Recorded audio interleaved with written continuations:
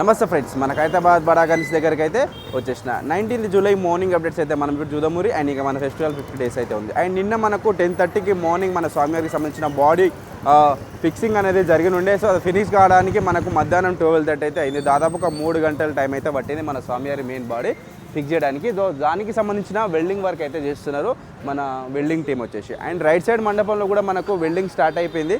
So మనకు అక్కడ శ్రీనివాస కళ్యాణము అండ్ మనకు శివపార్వతుల కళ్యాణము రెండు మండపాలకు సంబంధించిన ఇన్ఫర్మేషన్ అయితే మనకైతే తెలిసింది.